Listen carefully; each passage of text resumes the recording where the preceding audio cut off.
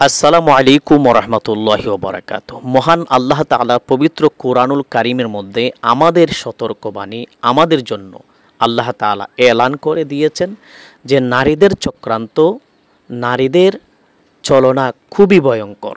So নারীদের চক্রান্ত, নারীদের ছলনা থেকে বেঁচে থাকার চেষ্টা করুন। আমরা যুগে যুগে দেখেছি নারীদের চক্রান্ত, নারীদের ছলনা খুবই ভয়ঙ্কর রূপ নিয়েছে। এমনকি নারীদের চক্রান্ত, নারীদের ছলনার জন্য অনেক যুবকরা জীবন নাশ হয়ে গেছে। অল্প বয়সে তাদের এই ফুটন্ত জীবনকে নিমেষে শেষ হয়ে গিয়েছে, তার জীবনের বাতি নিভে গিয়েছে এই নারীদের চক্রান্ত এবং নারীদের ছলনার জন্য।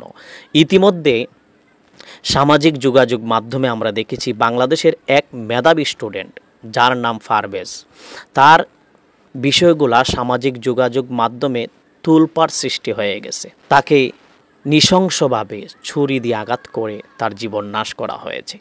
সেটা আমরা ভিডিও ফুটেজের মাধ্যমে দেখেছি। যদি এই বিষয়টাকে একটু খোঁজ দেন বা রিসার্চ করেন, গবেষণা করেন, তাহলে দেখবেন সেখানে নারীদের চক্রান্ত, নারীদের ছলনা। এই ফারবেজের কি ভুল ছিল? মাত্র কি একটা হাসি তার জীবনকে ধ্বংস করার জন্য যথেষ্ট হয়েছিল?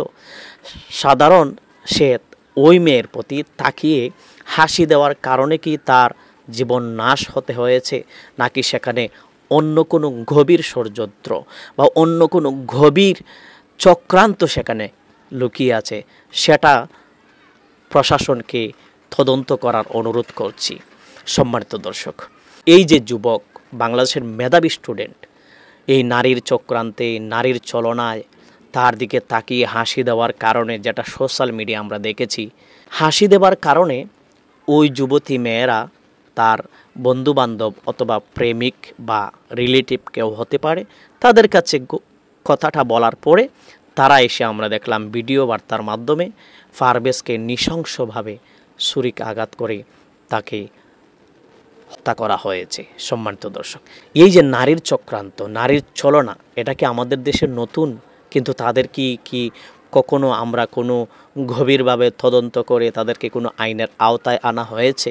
আমরা বাংলাদেশের ইতিহাস ঘাটলে দেখেছি যে মিন্নি একটা নারীর কারণে আমাদের দেশের দুইটা যুবককে অল্প বয়সে জীবন হারাতে হয়েছে, মায়ের বুক কালি করতে হয়েছে। আজকে সোশ্যাল মিডিয়া গরম হয়ে গেছে, হাসি দিলেও ভাবতে হবে, যে কোনো দিকে তাকিয়ে হাসি দেওয়াও যাবে না। একটা সাধারণ হাসির জন্য যদি তার জীবন দিতে হয়, জীবন নাশ হতে হয়, তাহলে বাংলাদেশে আর কি দেখার মতো বাকি আছে? সম্মানিত দর্শক, এইভাবে নারীর চক্রান্তে পড়ে আর কত যুবকের প্রাণ হারাতে হবে?